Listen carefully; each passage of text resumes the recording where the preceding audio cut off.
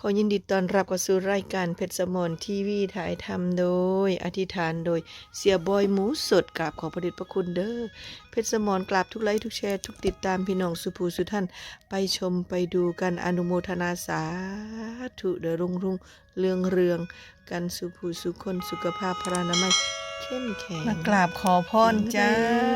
เนาะเสียบอยหมูสดมาพากราบขอพรจ้าแห่งความเป็นจริงเนาะของจำปาดงเนาะพี่น้องสุภูสุท่านเด้อเข้ามาอนุโมทนาสาธุกันนำกันเด้อจ้า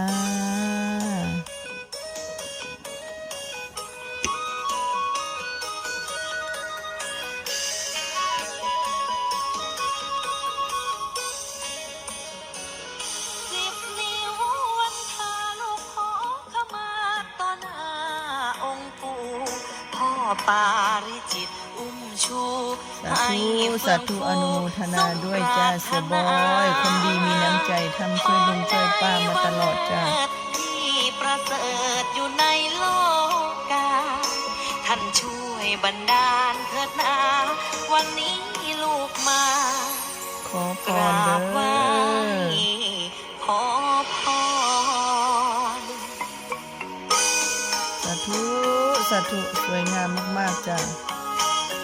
อนุโมทนาขอให้ลายกลายเป็นดีให้แสนสมปรารถนาทุกสิ่งทุกประการเนาะที่เสียได้ทำมาเลยสุขทุกคนเลยกราบอนุโมทนาทั้งจิตใจและทั้งทรัพย์ขอให้เจริญรุ่งเรืองสุขภาพพรานามัยเข้มแข็งสุขทุกท่าน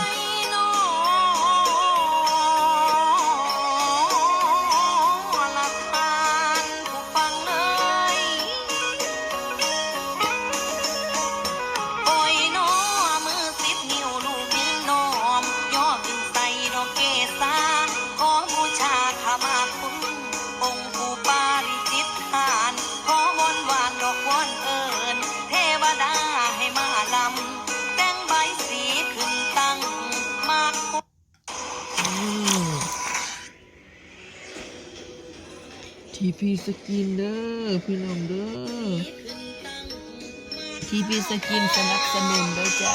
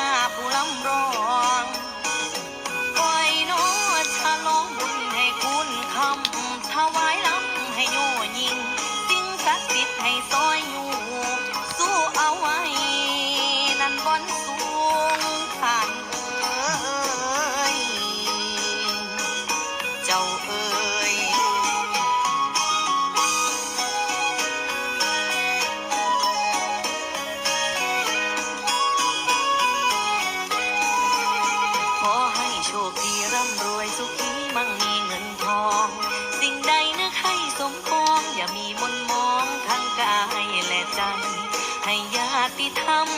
มันสร้างความดีเอาไว้ผลบุญช่วยหนุนนำให้ในวันสุดท้า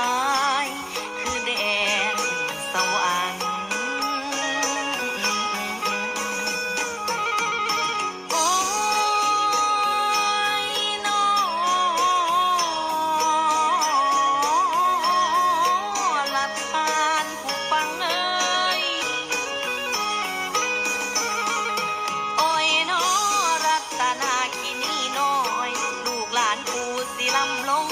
ขอให้หงสา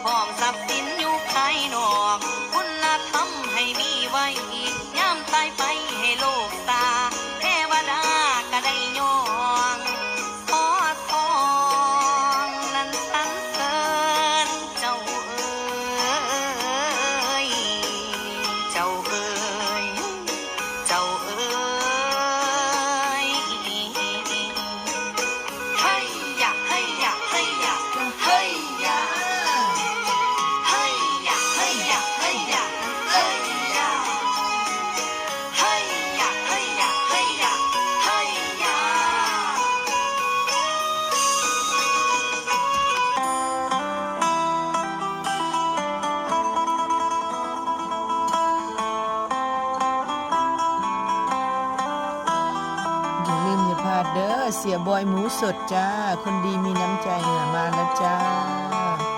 เป็นคนดีที่มีอยู่ในสังคมเราเนาะในขณะนี้ช่วยทุกสิ่งทุกอย่างไม่ว่าจะหมูสดไม่ว่าจะทำดีที่จอดรถเนาะบุกระดมทุกคนมารำมาฟ้อนในการบวงสรวงสวยงามมากๆเลย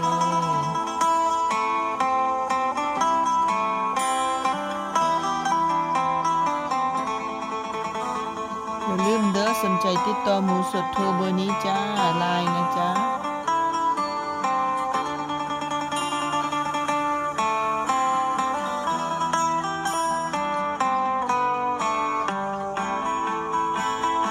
สวยงามจ้าทำอะไรเสียวิ่งไปแล้ววิ่งมาบอกใช่เลย ใช่เลยใช่เลยเห็นไหมสวัสดีครับสวัสดีจ้ากราบขอบพระเดชพระคุณหลายๆด้วยจ้าสุดยอดจ้าขอฝากไว้เท่านี้ทุกไลค์ทุกแชร์ทุกติดตามเด้อสาธุสาธุขอฝากไว้ในอ้อมอกอ้อมใจสุภูสุทันอยู่ดีมีสุขอยู่ดีมีชัย